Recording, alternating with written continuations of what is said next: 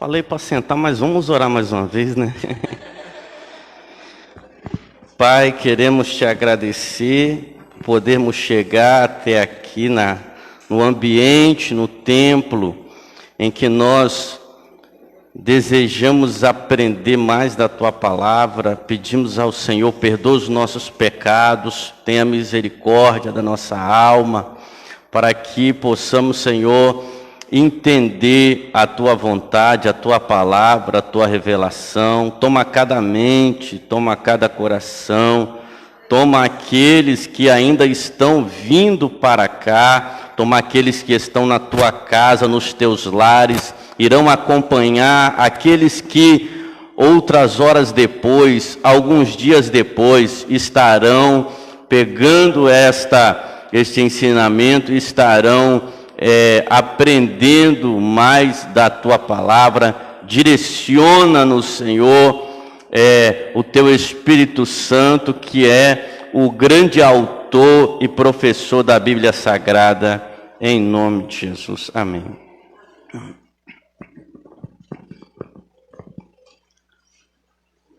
Eu não sei quem, deu uma lida no capítulo 7. Alguém se atreveu a ler o capítulo 7? Que bom que você não teve curiosidade de ler o capítulo 7, né?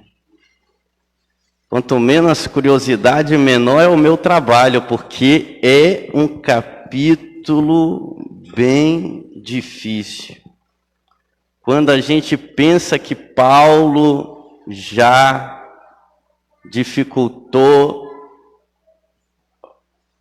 a nossa vida, o nosso entendimento, ele nos surpreende com mais problemas para resolver na igreja de Corinto. Capítulo 7 fala sobre questões sobre o casamento. Então ninguém teve nenhuma curiosidade de dar uma lida sobre essas questões. Todo mundo casado, muito bem casado, feliz e muito bem feliz. Vou ler o capítulo 7, coisa nenhuma. Opinião de Paulo para lá, eu estou bem. Pois é. Então, o que é importante a gente entender, para a gente não se perder, se tem um momento que a gente vai ter que entender o contexto histórico de Corinto, é agora, né? E porque Paulo ele vai dar conselhos para solteiros, para casados e para quem está na fila, né? Na pretensão. Eu não olhei nada. Só tem um na pretensão. Os casados digam amém. Nossa. Os solteiros, aleluia. Os 40%. Os que estão no meio do caminho. É os que estão namorando, estão noivo. Meu Pai. Então, eu trouxe um comentário para entendermos o contexto histórico da igreja de Corinto. Por quê? Porque o nosso contexto histórico não é o mesmo, mas a palavra de Deus é ontem, hoje e eternamente. Então, o que a gente tem que entender?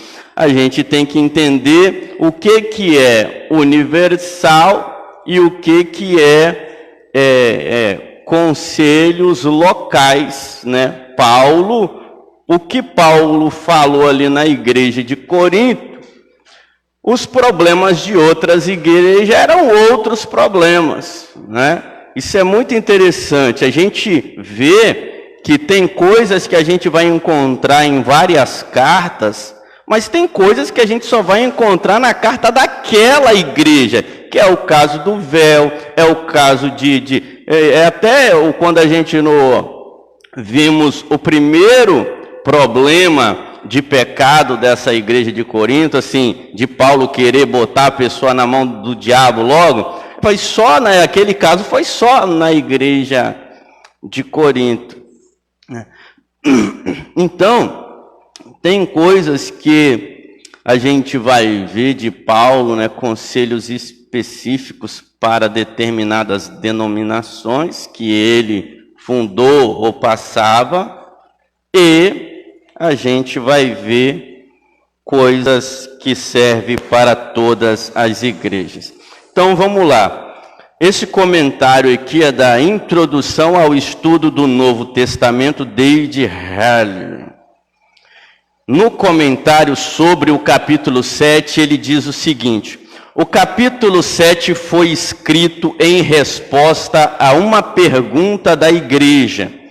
Cláudio, esse Cláudio não é o nosso pastor, Cláudio aqui é o imperador Cláudio de Roma. Cláudio havia estabelecido uma lei que exigia que as pessoas se casassem. Todos os solteiros teriam que pagar um imposto.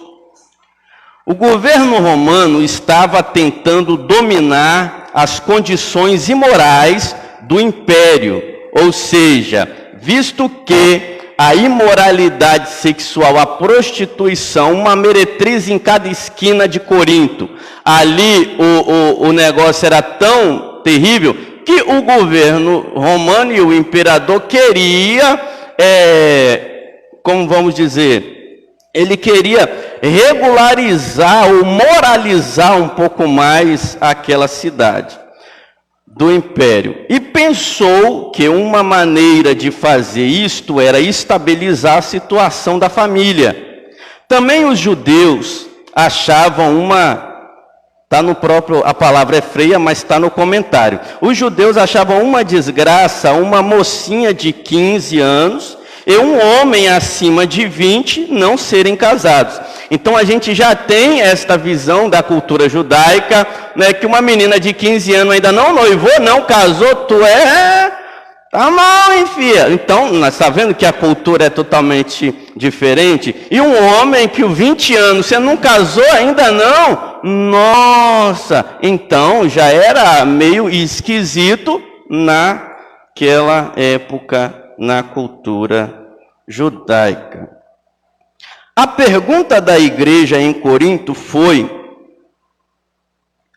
é certo um cristão, especialmente um homem, não se casar? Ao responder, Paulo escreve que é certo permanecer solteiro. Deve-se observar que Paulo não usa o comparativo aqui. Também no verso 6 vê-se que esta é a opinião de Paulo e não uma ordem expressa do Senhor. Devido à prevalência da fornicação por toda parte em Corinto, seria melhor, diz Paulo, pelo testemunho da igreja, que os homens se casassem.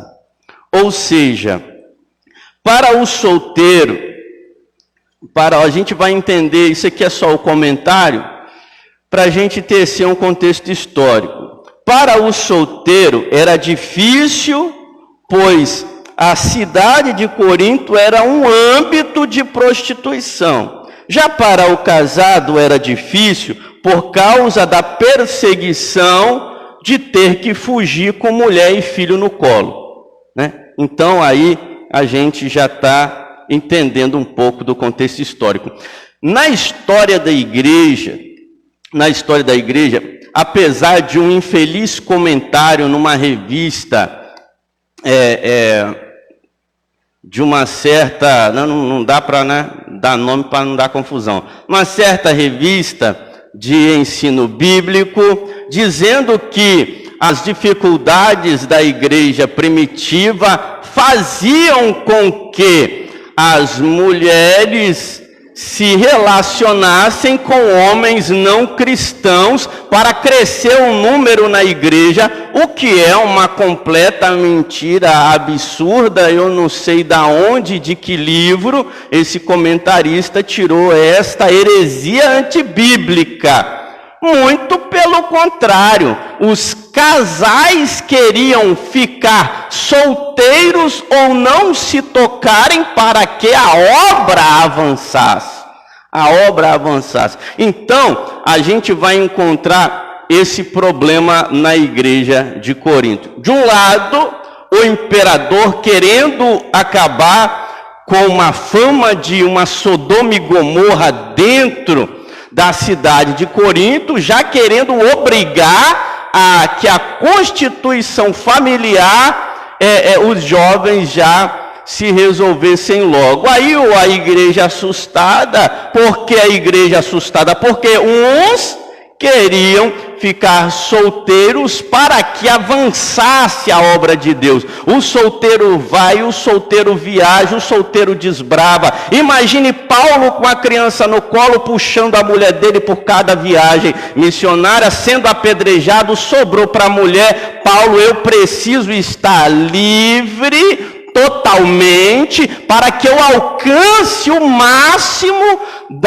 daquilo que Deus quer fazer, a urgência da obra de Deus. Já outros estavam querendo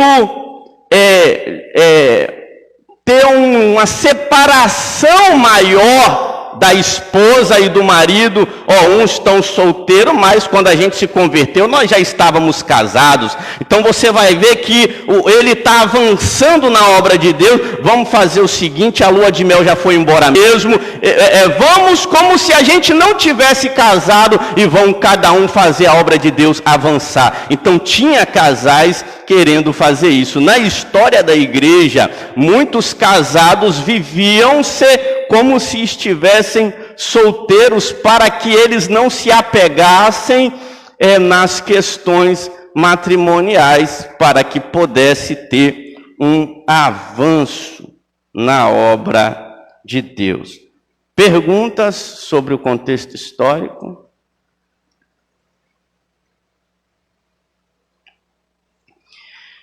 Então, quando a gente começar a ler, a gente vai começar a encontrar essas perguntas e esses problemas que estavam acontecendo na igreja de Corinto. Capítulo 7, versículo 1. Passemos aos pontos sobre os quais me escreveste. Então, este capítulo 7 é a resposta de Paulo às dúvidas dos coríntios. Tinha aquela filha que estava para se casar, tinha viúvos, e eles começaram a fazer todo tipo de pergunta para o apóstolo Paulo, para saber qual é a melhor condição para eles. Mais uma observação, que os conselhos de Paulo também é baseado na urgência, na eminência, vou falar bonito, a parousia, que é o arrebatamento, a vinda do nosso Senhor e Salvador Jesus Cristo. Nesse momento aqui, Paulo pregava como se Jesus fosse voltar amanhã. No final do ministério dele, que ele vai entender, né? Combati o bom combate, acabei a carreira, Jesus vai demorar para voltar e muito. Ele só foi entender isso no final da carreira dele, que o evangelho ainda ia avançar e muito. Porém, aqui, o pensamento de Paulo é: breve Jesus voltará.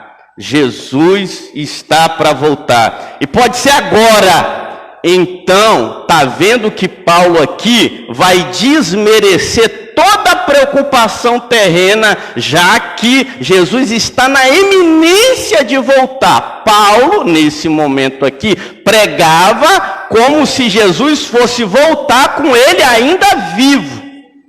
Paulo entendia que a volta de Jesus estava tão perto que ele ainda seria, a igreja seria arrebatada viva. Então veja, com quem está pensando que Jesus vem amanhã, não está preocupado com as coisas desta vida. Não está preocupado, e muito pelo contrário. Ora, se Jesus vai voltar amanhã, eu tenho é que correr e ganhar o máximo de gente que eu puder, e aonde eu tiver que ir, e eu não posso perder tempo. Lembra da frase? Pregai a tempo e a fora de tempo. Quando você não tiver tempo, você tem que estar fazendo a obra. É a urgência do avanço do Evangelho. Amém? Então, em resposta ao que vocês me escreveram, é bom ao homem não tocar em mulher. É claro que não tocar não é não tocar de não tocar mesmo, né? Mas o não tocar aqui é uma forma de falar, uma figura de linguagem, que eles chamam de hipérbole, mas quer dizer não se preocupar em casar, se manter na condição em que foi chamado, ou a condição que você estava quando aceitou a Jesus. Então ele começa assim: vê que esse contexto histórico, Paulo, eu estou respondendo o problema que vocês passaram para mim. Então você vai ver que a gente tem que entender que problemas de outras igrejas poderiam ser iguais ou semelhantes, ou nenhum desses, ou ser outro. Então, foi até bom eles ter perguntado, porque se eles não perguntam, veja, Paulo não responderia nada. Paulo, já que vocês estão com dúvidas, então eu vou escrever uma carta para resolver as suas dúvidas. Todavia, versículo 2, para evitar a fornicação, prostituição, lascívia, fornicação ninguém é de ninguém, é um carnaval, fornicação é todo mundo pega todo mundo, fornicação é prostituição, né? Todavia, para evitar a fornicação, tenha cada homem sua mulher e cada mulher seu marido. Veja que Paulo abole a poligamia, né? Mesmo na cultura judaica, que eles praticavam ainda esse tipo de coisa, Paulo já aborda a vontade de Deus, que tenha cada homem a sua esposa e cada esposa o seu marido. Ou seja, Paulo já tira ali qualquer pretensão de qualquer homem ou mulher montar um harém. O marido cumpra o dever conjugal para com a sua esposa, e a mulher faça o mesmo em relação ao marido. Como diz o reverendo Augusto Nicodemos, casamento é dívida pessoal um com o outro. Traduzindo, sexo é dívida, né? De um tem que pagar ao outro. Nas palavras do reverendo Augusto Nicodemos, né? A mulher, tá vendo? Cumpra o dever. Se é dever, porque está devendo, então é dívida, né? Uns vão chegar em casa hoje e vão dar uma cantada muito bonita e vão pagar a dívida hoje. Olha,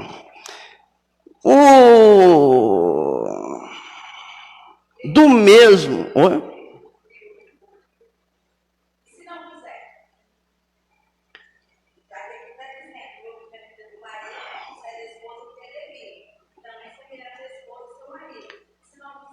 Pergunta de uma solteira pretendida ou casada? Porque tem gente que nem...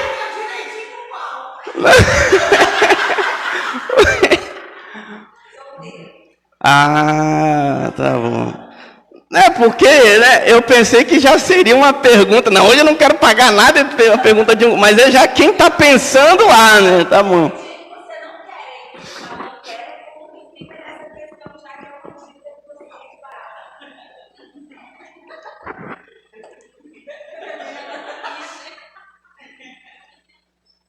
Calma, ficou fácil para Paulo, também não será difícil para mim falar. Olha só, esse eu não quero, ele tem que vir carregado de motivos, obviamente, né? Carregado de motivos. Nem sempre a dor de cabeça é verdade. Nem sempre um eu estou cansado vai um dia, um eu estou cansado um mês inteiro é uma porta aberta, né? Então esse negócio eu não quero, eu não estou afim, eu não posso, eu não sei o quê, isto pode ser uma porta aberta para Satanás se for desculpas esfarrapadas, coisas... A gente brinca um pouco, mas na verdade isso é muito sério, né? Isso é muito sério. Quando você nega o outro o seu direito, acaba você trazendo um problema muito sério para dentro do seu leito, para dentro da sua casa. É claro que nós estamos falando de um casal que se ama e se compreende. Às vezes, um está trabalhando demais ou chega cansado, às vezes a outra está trabalhando, chega mais e chega cansada, às vezes a outra está naqueles dias, a outra está naquele dia nenhum, às vezes o outro só não quer porque não quer mesmo, às vezes o outro está doido, tarado, está querendo demais. Então, é uma coisa que tem que ficar equilibrado. Se você começar a fazer pirraça com seu cônjuge, tá vendo? Hoje não tem, né? Então, se você começar a fazer pirraça para o seu cônjuge, na verdade você está abrindo uma porta para o inimigo. O nome do inimigo eu ia dar um nome, eu ia tentar, né, arrumar outro. Ribamar, lembrei, Ribamar.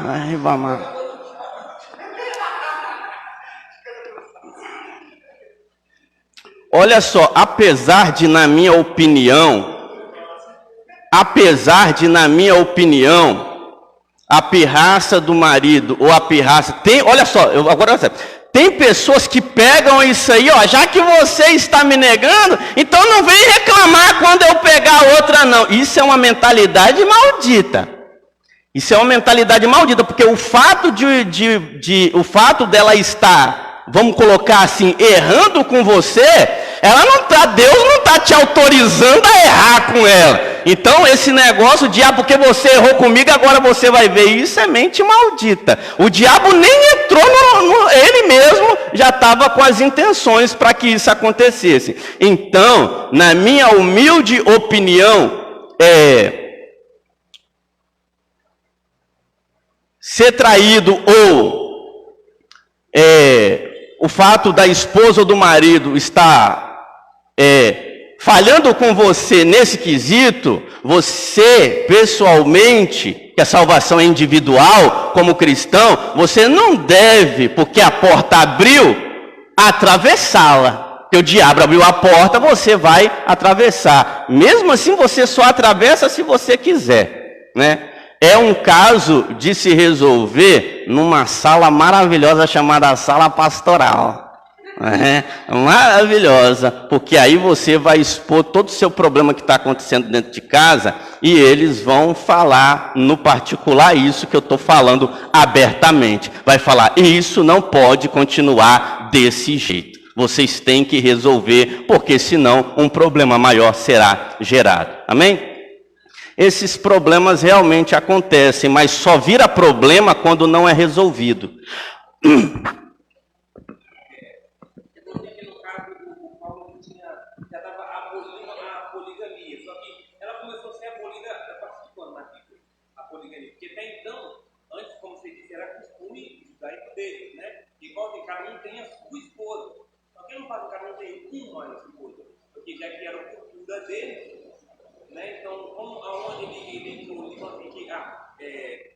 Paulo começou a abolir a poligamia porque, né, era da vontade de Deus.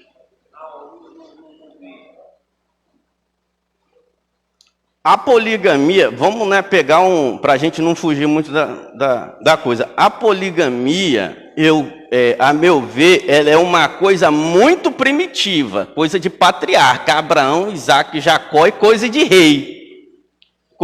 Por isso que Deus, se vocês querem ter um rei, quer fazer o jeito que o mundo faz, agora você vai ver como é que a coisa é. Por quê? Porque desde o início Deus falou, deixará o homem, o pai e a mãe, e unir-se-á a sua mulher.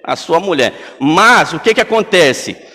Primitivamente, na época dos patriarcas, era crescer e multiplicar. Tanto que você vai ver, se a gente pegar Adão, Caim e Abel, primeiro eles tiveram que casar com a irmã, para depois casar com a irmã e com as primas, para poder encher a terra, para depois ter pessoas desvinculadas sanguineamente, né? Mas, o que acontece?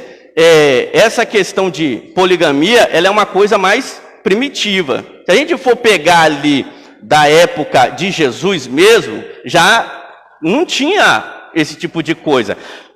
Só poderia, vamos dizer assim, o privilégio de ser poligâmico quem era rico. Porque sustentar 2 chapinhas, sustentar 2 cabelos, 2 escarpãs.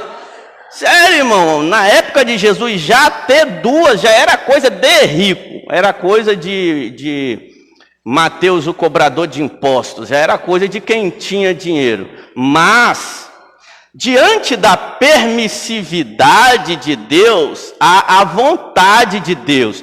Paulo não está falando da permissividade, Paulo já está falando da vontade. Então, quando ele diz que cada mulher tenha seu marido e cada marido tenha sua mulher, ele já está falando da vontade de Deus e não da permissividade que acontecia.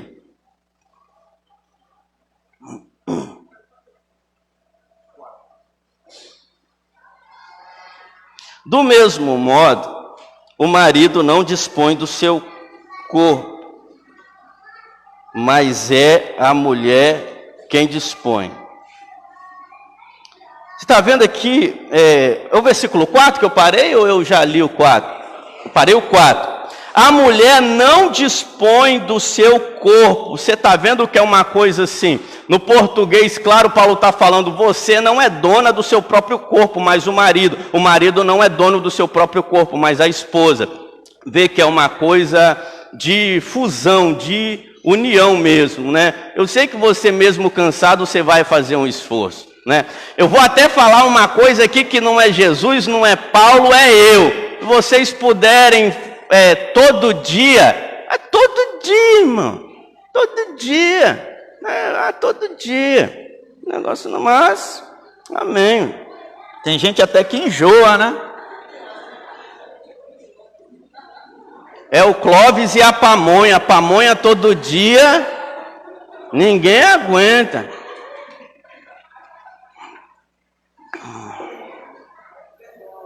Versículo 5. Não vos recuseis um ao outro, a não ser por comum acordo e por algum tempo, para que vos entregueis à oração. Paulo está dizendo que caso vocês decidam não fazerem nada naquela semana, os dois têm que concordar com isso. E não é se privar por qualquer motivo. Vê que é por motivos espirituais. né? Por motivos espirituais, seja oração ou algum propósito espiritual de jejum, ou o que quer que seja. Mas se o marido chegar, essa semana eu vou para o monte, armar uma tenda, vou ficar lá em cima uma semana e vou descer cuspindo o fogo do poder. A esposa vai falar, nossa, que legal, mas não gostei não concordei não. Não, mas é de Deus, Deus falou comigo. Engraçado, não falou nada comigo, né? Não falou nada comigo. Então, Deus não falou, foi nada. Porque se falou com o marido e não falou com a esposa, está errado. O que Paulo está falando é consentimento mútuo, de comum acordo, né? De comum acordo. Eu sei que esses problemas aqui, eles são atuais demais, irmão. Eles são atuais demais, mas tem que aprender, eu sempre falo, a gente ensina o que é certo. Quando você decide fazer o errado, aí as consequências do problema é seu, né? Mas o certo está sendo falado, o certo está sendo ensinado. Então Paulo fala, quer se abster que os dois concordem e para propósitos espirituais. Fora isso, eu creio que Paulo diria, né, todo dia. Depois disso, voltar a unir-se a fim de que Satanás não vos tente mediante a vossa incontinência. Eu vi uma historinha, né? Tem esposas que o marido é marinheiro, né?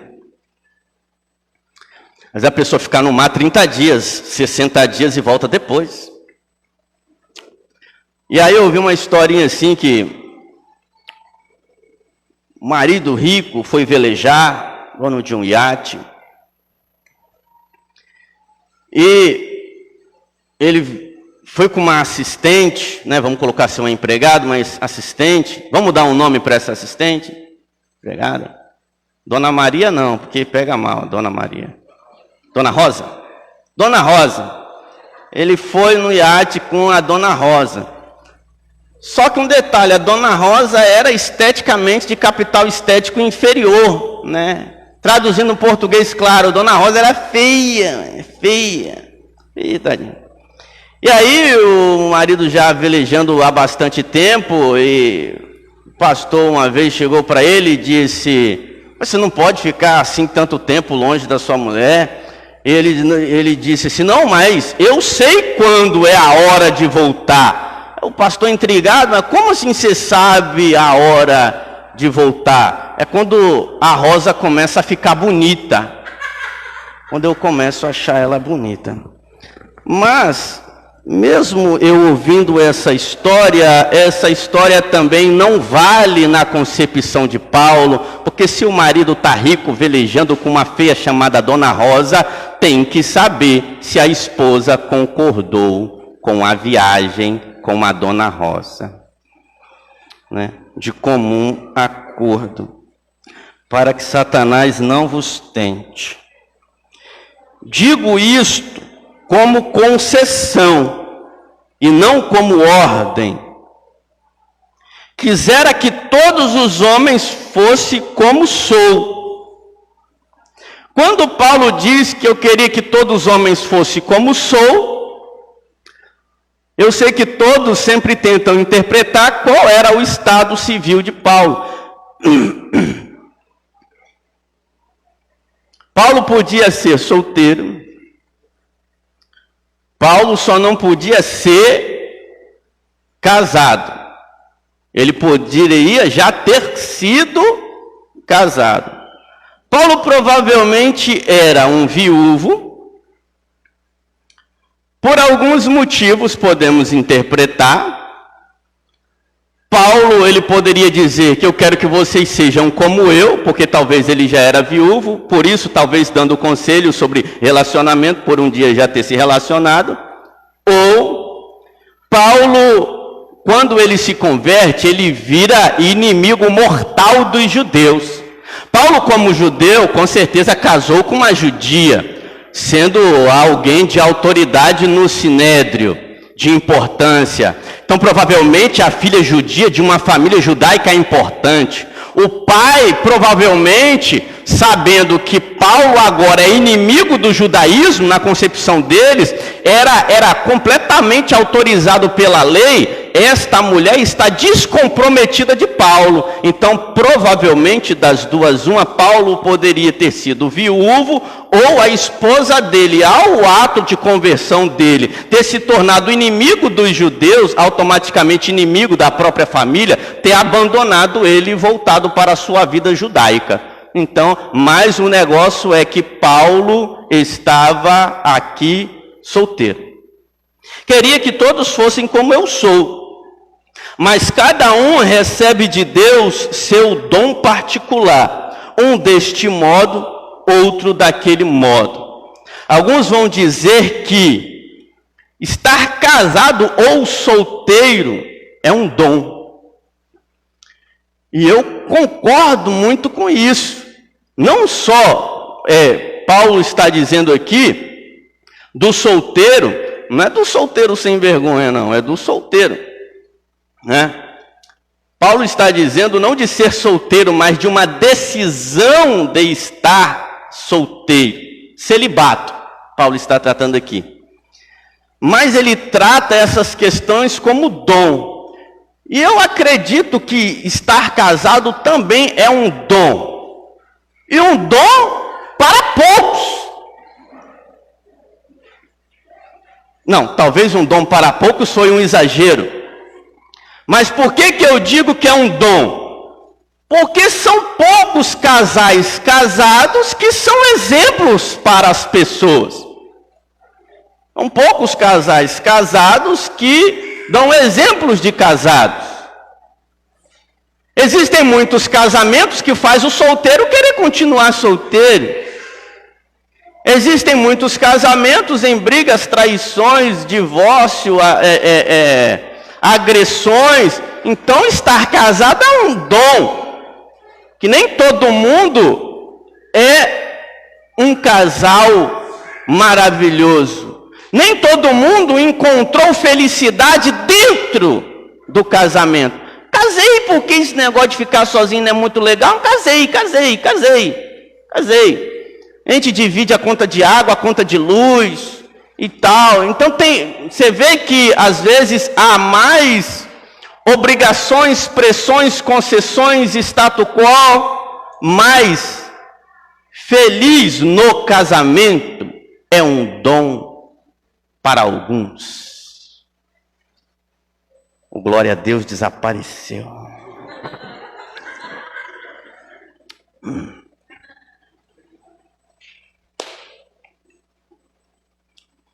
Casar é fácil. Ser feliz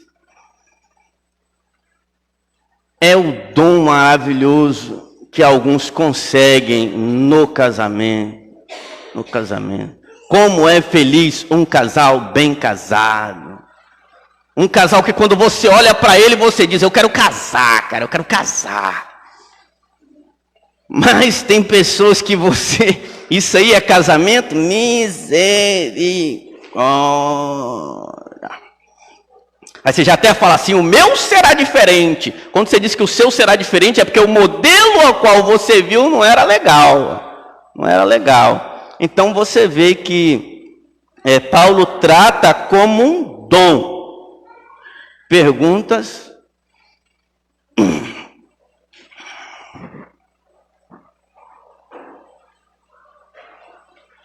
Versículo 8. Contudo, digo aos celibatários. Celibatário está como aí? Solteiros. Que é bom ficarem como eu, mas se não podem guardar a continência, aí está como? Desejo sexual. Casem-se, pois é melhor casar do que ficar uma brasa de fogo.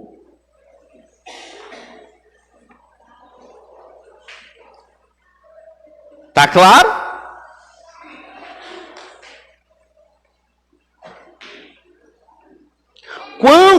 aqueles que estão casados. Veja então que primeiro Paulo está dando conselhos para solteiros e viúvas. Paulo agora no versículo 10 vai falar para o casado.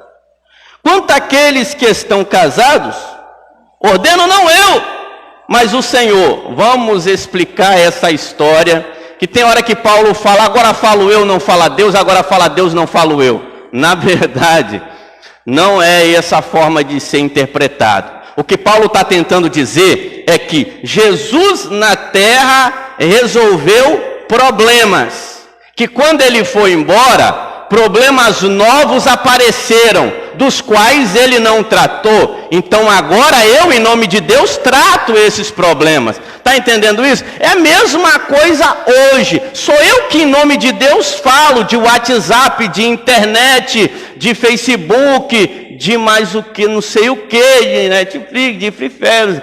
É eu que falo. Por quê? Porque Jesus não falou nada disso. E por que Jesus não falou nada disso? Porque Jesus não passou o WhatsApp para ninguém. Entendeu? Então Jesus tratou de problemas concernentes a quando ele estava presente em carne. Só que quando ele vai embora, a igreja é institucionalizada. Agora Paulo, agora falo eu. Mas não é ele fala ele dele, ele fala em nome do Senhor. Em nome do Senhor. Quanto aos que estão casados, não ordeno eu. Por quê? Porque Jesus já ordenou. Não ordeno eu, mas o Senhor. Que a mulher vê que não é nenhuma novidade. Ele vai falar o que Jesus falou, o que Deus já tinha falado. A mulher não se separe do marido. Se, porém, se separar, não case de novo. Ou reconcilie-se com o seu marido.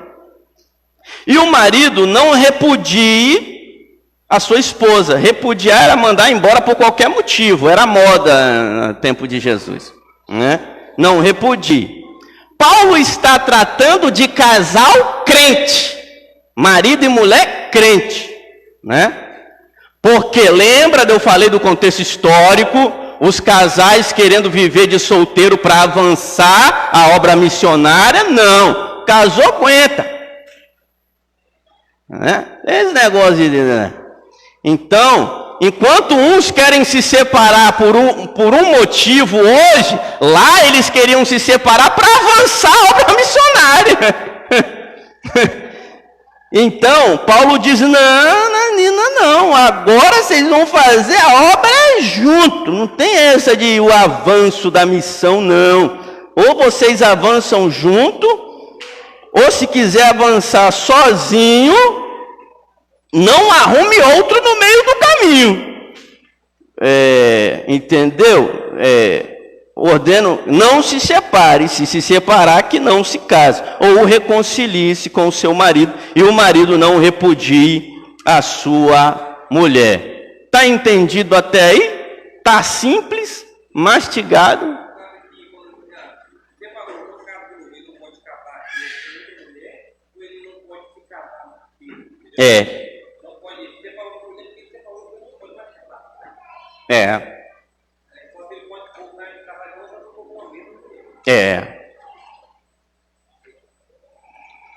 É claro que Mateus e os quem estava aqui no aborto e divórcio, no curso? Você estava? Aborto e divórcio. Quem? Aborto e divórcio, né? Também. 2 aqui que ouviu. O que acontece? Até o motivo de separação aqui é diferente do de hoje, né? Hoje é problema, briga, tiroteio, Aqui era a separação para fazer a obra de Deus avançar. Paulo está dizendo, não é de jeito nenhum. Então, o que acontece? No curso, eu expliquei especificamente as palavras de Jesus quando ele falou aquilo. Eu não posso dar essa aula de novo em cima do capítulo 7, porque aí eu só vou falar disso, né? Se eu fosse colocar os problemas de separação atuais, aí eu teria que nem pegar Paulo, eu teria que pegar os evangelhos.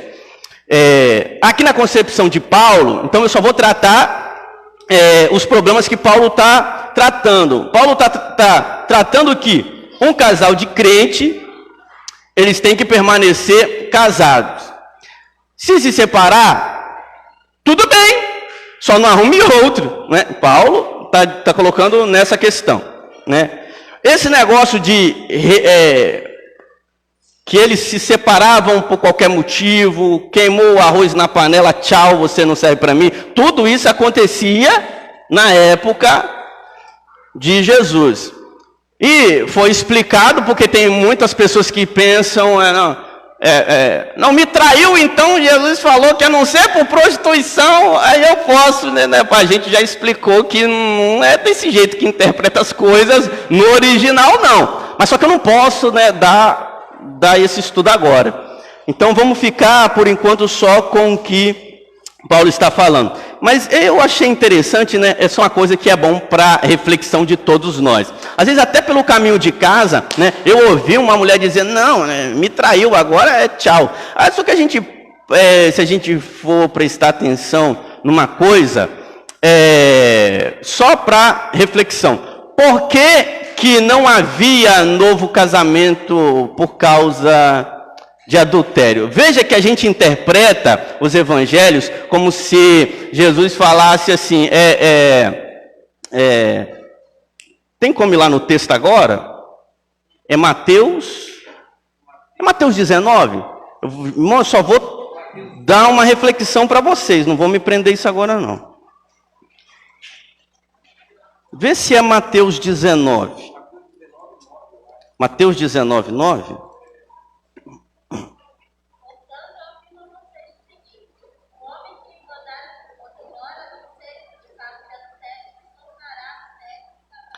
Gostei dessa versão. Lê em voz. Portanto, eu afirmo a vocês o seguinte: o homem que mandar a sua esposa embora, a não ser engravidado sério, se tornará adulto a se casar com outra mulher. A não ser por causa de? Se tornará o quê? Então as pessoas interpretam que com o adultério eu estou livre para casar de novo. Não é isso que a maioria interpreta? Sim.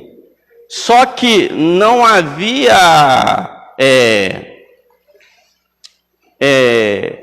havia novo casamento por causa de adultério nessa época aí, porque o adultério era punido com a...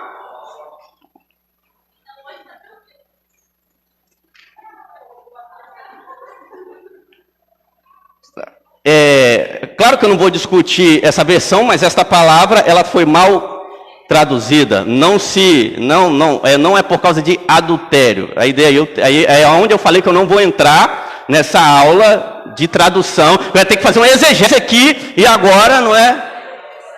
Sim. Eu ponho contigo, quem repudiar sua mulher, não sendo por causa de relações sexuais ilícitas e casar com outra, comete adultério. Sim, essa versão está mais próxima essa palavrinha ali, está mais próxima do original. Mas eu quero tratar dessa versão aqui. Por que não havia novo casamento por causa de adultério? Porque o adultério, a obviedade, era punido com a morte. A mulher pega no ato de adultério, era punido com a morte. Se a minha esposa era morta, então é óbvio que eu estava solteiro, viúvo. Não é? Então, para que não tinha necessidade nenhuma de falar uma coisa dessa? Se eu já sabia que ela ia ser punida com a morte, eu estaria solteiro. É aonde a gente faz uma exegese do texto, que a palavra adultério foi mal traduzida, que está mais próximo de imoralidade sexual, que aí a gente ia ter que ser outra aula, irmãos. Mas eu só queria explicar isso. É que Jesus em nenhum momento falou de novo relacionamento com base no adultério, porque o adultério em Jerusalém era punido com a morte. Automaticamente a pessoa já ficava solteira. Vamos continuar de onde a gente parou? E aonde foi que a gente parou?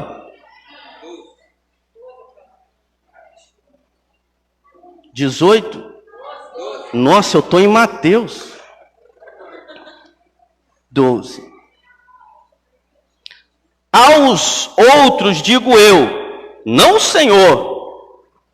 Não é que Deus não diz, ele está falando, agora eu vou tratar de assunto que Jesus não foi um problema quando ele estava na terra, então ele não precisou de tratar. Então digo eu, não o Senhor. Se algum irmão tem esposa, do 12 em diante, Paulo vai falar de o marido se converteu e a esposa não é crente. A esposa se converteu e o marido não é crente. Agora Paulo vai tratar quando no casal um só é cristão. Paulo vai tratar disso agora. Aos outros digo eu, não o Senhor. Se algum irmão tem esposa não cristã e esta consente em habitar com ele, não mande embora. E se alguma mulher tem marido não cristão e esse consente em habitar com ela, não manda embora. Está entendendo? Por quê? Porque estava acontecendo naquela época o seguinte: o casal foi lá, evangelizou, aí a mulher aceitou Jesus. Então, você não quer nada com Deus? Então, tchau e bênção. Paulo, não, negativo. Se ele consente em continuar com você, não o mande embora. De outra forma, o marido se convertia e a esposa viajou na mensagem do evangelho e não aceitou Jesus ou não se converteu. Aí o marido poderia pensar, então eu vou arrumar agora uma crente, porque você não quer nada com Deus. Não, mande embora. Não, mande embora. Se ela consente ficar com você, não a mande embora. Então, Paulo está resolvendo o problema do casal que um só se convertia. Ele não dava autorização só porque tem um convertido que se desfaça o relacionamento. Se não fosse assim, até o 14. Pois o marido não cristão é santificado pela esposa e a esposa não cristã é santificada pelo marido. Paulo não está dizendo que porque o marido é crente, a esposa vai ser salva, e nem porque a esposa é crente, o marido vai ser salvo. Não tem nada com isso. Se não fosse assim, os vossos filhos seriam impuros, quando na realidade são santos. Outra realidade que a gente tem que entender é que nessa época aqui não existia filho rebelde. Até porque no judaísmo, um filho rebelde tem autorização tem autorização pela religião do judaísmo de matar o próprio filho. Se seu filho te xingou, é rebelde, pode matar. Estava na lei judaica. Então nenhum filho se atrevia a ser rebelde. Então era fácil você conduzir o seu filho nos caminhos que você queria. Então praticamente era o tipo de criança ou o tipo de companheiro que acompanhava a mulher, que acompanhava o marido, e ele não tinha nenhum problema de rebeldia com os filhos, porque tinha autorização. Veja que em Roma, a gente lê um contexto aqui, que tinha autorização do pai até entregar o seu filho para ser escravo e vender ele. Claro que o crente não faria isso, mas no judaísmo, se o filho é rebelde, eles tinham autorização para poder entregar o seu filho para ser apedrejado. Então, Paulo está dizendo que um marido crente ou sua esposa crente ainda se mantém a conservação da família. Versículo 15. Agora sim, ó. No versículo 15, a gente vai chegar no tal do divórcio. Se o não cristão quer separar, separe-se. O irmão ou a irmã não estão ligados em tal caso. Foi para viver em paz que Deus vos chamou. Na verdade, como podes ter certeza, ó mulher, de salvar o teu marido? E como podes saber, ó marido, que salvarás a tua mulher? Quer ler na versão que está aí? Porém, se o marido não cristão ou a esposa não cristã fizer o divórcio, então se divorcie. Nesses casos, o marido cristão ou a esposa cristã estão livres para fazer como quiserem, pois Deus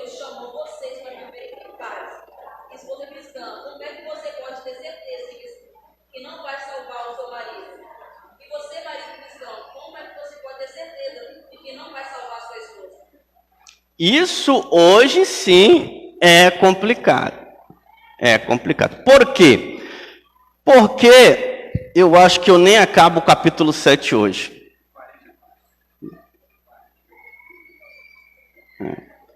Outra coisa que a gente tem que entender é que eu não vou ter tempo de discutir isso. Primitivamente, os patriarcas, Abraão, Isaac e Jacó, como que era o casamento? Você vê que foi Abraão que mandou um servo buscar uma esposa para o seu filho Isaac. Os bons de Bíblia aí me ajudam. Então, Labão.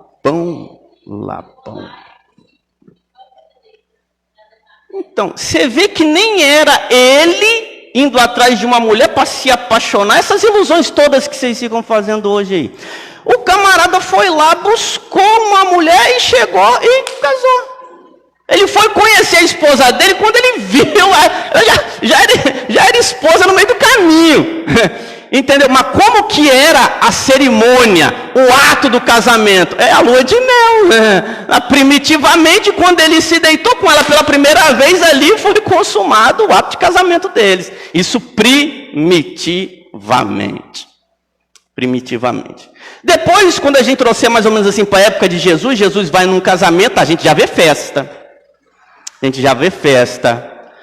Talvez não exista cerimônia. Por que eu estou dizendo que talvez não exista cerimônia? Porque o judeu, eles já são... o casamento já é uma coisa religiosamente instituída por Deus, abençoada por Deus. Então não se traz alguém para abençoar aquilo que Deus já abençoou. Geralmente era só uma festa mesmo. E provavelmente, quando eu digo provavelmente, não é que eu não sei, é o fato de não ter buscado se aproximar nessa especificidade. Mas provavelmente é claro que eles deveriam ter relatórios de pessoas que se casaram. Isso é uma obviedade.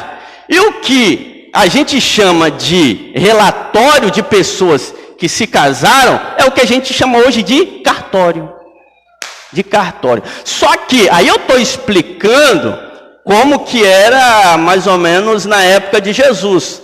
Os judeus, tudo para eles era uma questão religiosa. Nós já fazemos diferente. Primeiro você casa no civil e depois você vai para o religioso.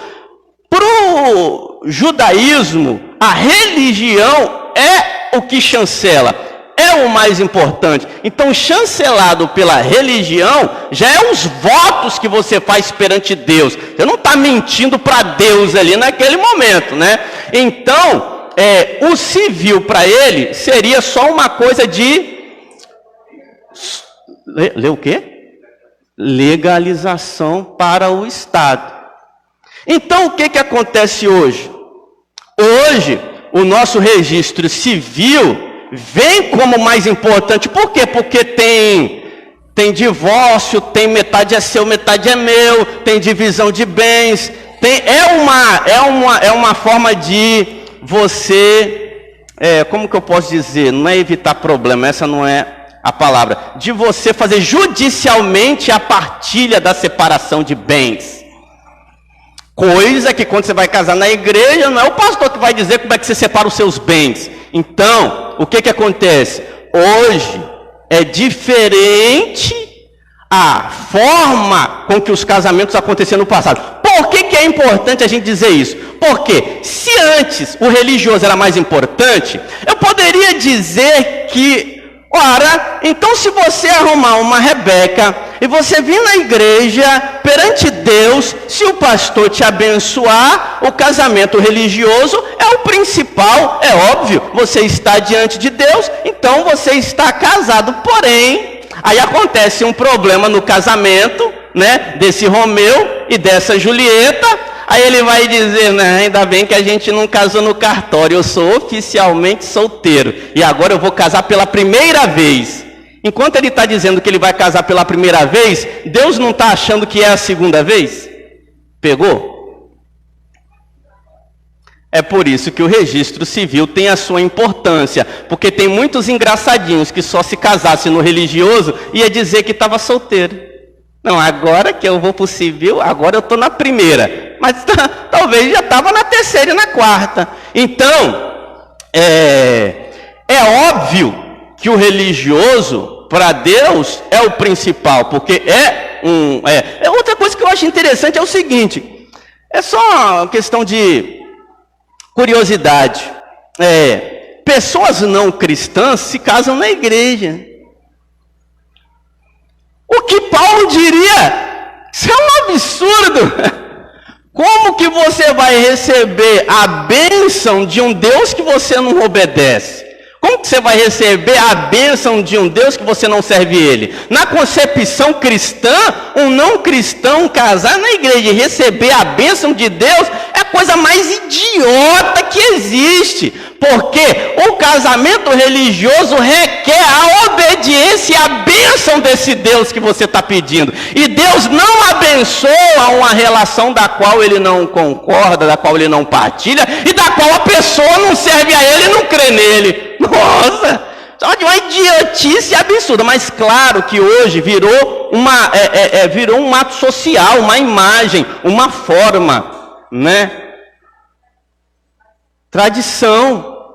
Tem gente que não sabe nem de onde veio o vestido de noiva, do porquê que é o véu da noiva, porquê que a aliança fica aqui. Tudo isso é uma tradição. Agora o absurdo é a pessoa não quer nada com Deus e casar na igreja para receber a bênção de Deus. Aí já é burrice mesmo. Na concepção de Paulo...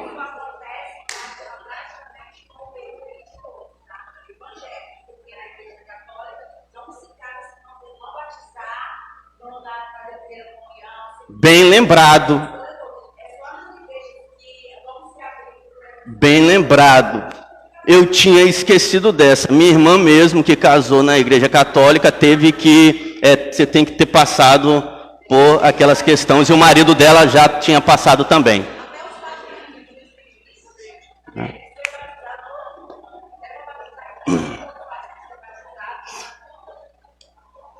Voltando ao nosso raciocínio, é importante a gente entender como é que as coisas foram tomando proporção durante a época. Porque olha só o que Paulo está dizendo, mas a gente não aplica hoje por causa dessas considerações. Amém, igreja? Não fez barulho não. Vou tentar aplicar ao pé da letra o que Paulo está dizendo, você vai ver que vai dar errado hoje. Paulo está me dizendo que eu estou casado, me converti, minha esposa não. Ela quer ir embora. Paulo está dizendo que nessa época ela pode ir embora, que ela não é crente, eu não estou debaixo desse jugo desigual, porque ela quis ir embora e eu estou livre para casar com outra. Isso hoje não se prega mais de jeito nenhum. Por quê? Porque Paulo, essa época aqui, o registro religioso é de maior suma importância do que um registro civil. Agora, hoje, se vem um casal de ímpio na igreja, Mariana entra com o marido dela na igreja. Os dois não são crentes. Mariana aceita Jesus.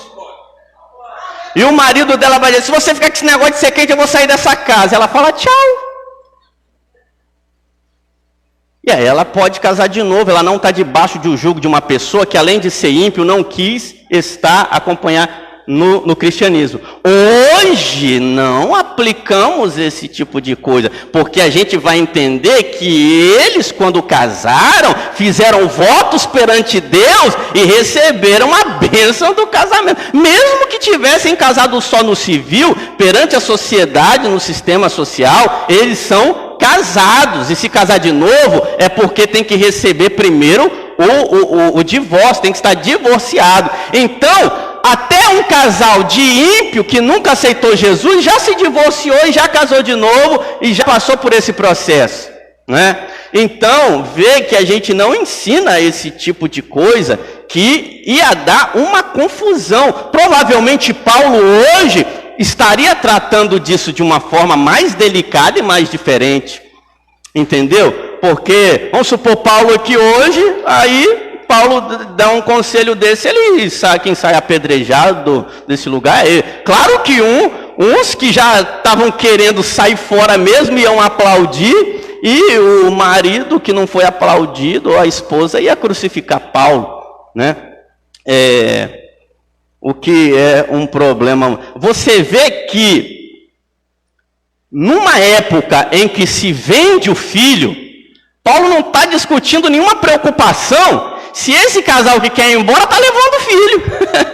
Você vê que não existe esta preocupação na igreja primitiva. Preocupações hoje que a gente toma uma postura doutrinária completamente diferente. Se você chegou ímpio, casado, você está casado. E mesmo se a sua esposa ou seu marido quer ir embora porque você deixou de ser crente, ninguém vai aconselhar o seu divórcio. Muito pelo contrário. Muito pelo contrário. Vamos avançar? Dúvidas?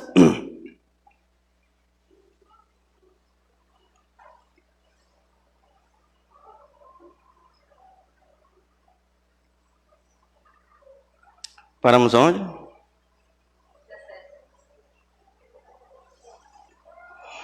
Ademais, viva cada um segundo a condição em que o Senhor lhe assinalou em partilha. Não, lê aí. Cada um deve continuar vivendo de acordo com o dom que o Senhor deu e na condição em que se encontrava quando Deus o chamou. Essa é a regra que ensina em todas as igrejas. Amém, para aí. Veja, cada um permaneça no dom que Deus deu quando foi encontrado, ou seja, quando se converteu. Veja que o solteiro e o casado é dom. Paulo põe como dom. Deus te encontrou, você está casado, permaneça nesse dom. Deus te encontrou, você está solteiro, permaneça nesse dom, né? Então, que aqui está numa linguagem um pouco mais, né? Ademais, viva cada um segundo a condição em que lhe assinalou em partilha e a qual ele se encontrava quando Deus o chamou. E a regra que estabelece é a regra que estabelece em todas as igrejas. Foi alguém chamado à fé quando circuncidado, não precisa-se de circuncidar. É a mesma coisa quando eu era novo convertido, tinha uma irmã que ela aceitou Jesus e ela tinha tatuagem. Ela não tinha dinheiro para tirar a tatuagem, ela raspou o braço até sair sangue para tirar a tal da tatuagem. Paulo estaria dizendo: foi tu achado cheio das tatu? Não tire as tatu. Mas a irmã não leu esse versículo aí não, a irmã não leu não. Paulo assim: foi te achado circuncidado? Não tire a circuncidão, não se circuncide. Não procure dissimular a sua circuncisão. Foi alguém incircunciso chamado à fé? Não precisa se circuncidar. Não se faça circuncidar. A circuncisão nada é, e o circunciso menos. O que vale é a observância dos mandamentos de Deus. O que vale é a observância dos mandamentos de Deus. Permaneça cada um na condição em que se encontrava quando foi chamado por Deus. Vê aqui mais uma vez, a gente entende Paulo pregando na urgência do evangelho, na urgência da evangelização e na eminência da volta de Jesus. Assim, não perca tempo. Ele te chamou, você está solteiro, fica solteiro. Ele te chamou, você está casado, fica casado. Não vá arrumar problema para a tua cabeça, porque breve Jesus voltará, a gente tem que ganhar o mundo para Jesus e o tempo está correndo. A urgência e a eminência. Paulo está ensinando em cima dessa urgência, em cima dessa eminência. Eras escravo quando foste chamado, não te preocupes com isto. Ao contrário, ainda que te pudesses tornar livre, procura antes tirar proveito da sua condição no Senhor. Para ver que Paulo não está incentivando o escravo a deixar, entre aspas, de ser escravo. Irmãos, outra coisa, se a gente for estudar a história da escravidão, um escravo nessa época aqui é diferente de um escravo negro de 1500 anos atrás, irmão. Não, o Brasil tem 500 anos, uns 550 anos atrás, entendeu? Não, Por que eu estou dizendo? Quando você vai estudar história ou história de escravidão, um escravo na época da igreja primitiva para trás, ele não é uma pessoa sem, vamos colocar assim, sem direito no sentido de que o seu senhor podia botar no tronco e fazer o que quisesse, de jeito nenhum. Um escravo maltratado, o seu dono poderia ser denunciado e ele se tornar livre na hora. Ele era como se fosse um empregado que não recebe salário, mas comida, lugar para dormir, bem tratado, todas essas coisas. Coisa que um escravo, na época que a gente conhece como escravidão, era tratado como um cão, como um animal. Então, a história da escravidão tem. Por isso que Paulo fala. Vê que se a gente não entender isso, a gente Deus e Paulo é a favor da escravidão. Depende de qual escravidão está falando. Paulo está falando nessa época aqui. Você aceitou Jesus e você é escravo, aproveita a sua condição de escravo e pregue para os escravos e ganhe outros escravos, porque você já é liberto do Senhor. Paulo está dizendo com isso, você é escravo, mas se morrer está salvo. É isso que Paulo está dizendo. Então, eras escravos quando foste chamados, não te preocupes com isso. Ao contrário, ainda que te pudesses tornar livre, procura antes tirar proveito da tua condição de escravo. Esse é um dos versículos que os senhores de escravos usavam para coagir os seus escravos. A Bíblia era muito mal pregada e muito mal... Na época da escravidão, muitos senhores de escravos se valeram de partes das escrituras de Paulo para dizer, está vendo, escravo? É nessa condição que Deus quer que você fique. Então, por isso que é importante a gente estudar a palavra de Deus. Porque por causa de não se estudar a palavra de Deus, ela é usada contra as pessoas. Ela é usada para escravizar e maltratar as pessoas que não têm conhecimento. Versículo 22. Pois aquele que era escravo, quando chamado no Senhor, é liberto do Senhor. Da mesma forma, aquele que era livre, quando foi chamado, é escravo de Cristo. Olha que coisa interessante. Por isso que Paulo está dizendo, e já deu 9 horas, eu vou ver aqui que a gente vai parar. Paulo está dizendo que não há maldade entre senhores e escravos. Porque se o teu escravo aceitou Jesus, primeiro, ele é liberto de Cristo, tem todas as prerrogativas do Evangelho, frequentar a igreja, tomar ceia, participar da comunhão dos irmãos, mas é alguém que trabalha para não receber nada. E outra, tempo de escravidão tinha limite naquela época. O próprio judaísmo, aquilo que a gente, se eu não me engano, isso tem a ver até com o dia de Pentecoste. Depois de 7 anos, era o ano da libertação, era o ano de perdoar dívidas, e era o ano que o escravo também tinha.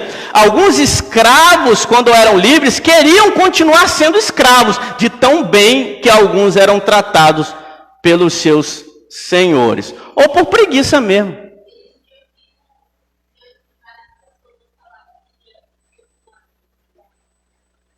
Sim. E agora Paulo vai falar para o dono do escravo que aceitou Jesus, que é livre. Livre antes de aceitar Jesus. Agora você é escravo de Cristo. Então a gente tem um liberto do Senhor que é escravo, e temos um escravo de Cristo que é liberto. Um não pode maltratar o outro, porque os dois agora são irmãos, apesar mesmo um sendo um senhor e o outro sendo escravo.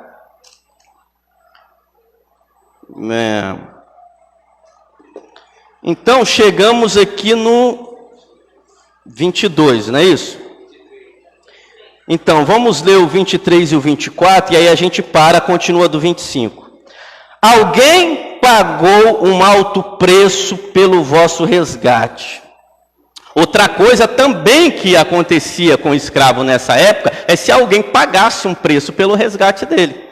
Alguém pagou um alto preço pelo vosso resgate. Não vos tornei escravo dos homens. Irmãos, cada um permaneça diante de Deus na condição em que se encontrava quando foi chamado. Vamos ficar de pé.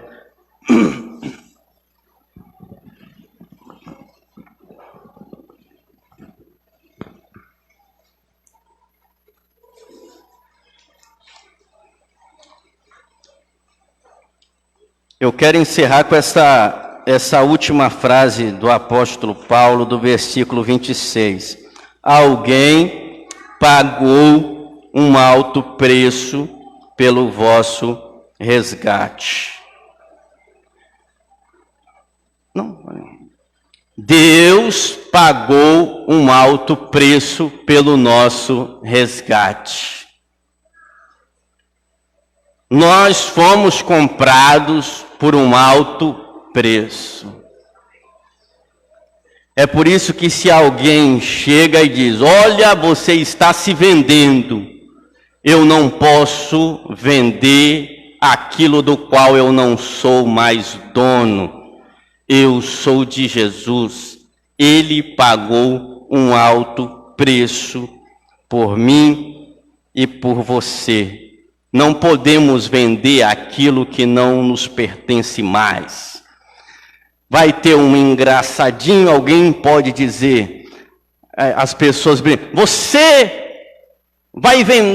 vendeu a tua alma para o inimigo. Eu não posso mais vender, nem se eu quisesse, aquilo do qual eu não sou mais dono, porque ele pagou um alto preço pelo meu resgate. Ele é o meu dono, eu pertenço a ele.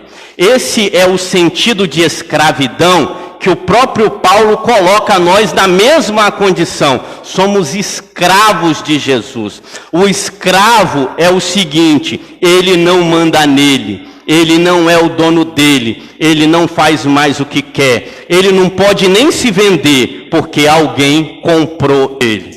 Nós fomos comprados, nós não nos vendemos e nem podemos nos vender, porque não somos mais donos de nós mesmos. É Ele que manda na gente, é Ele que orienta a gente, é Deus que ordena o agir e o efetuar em nós. Tem que ser assim.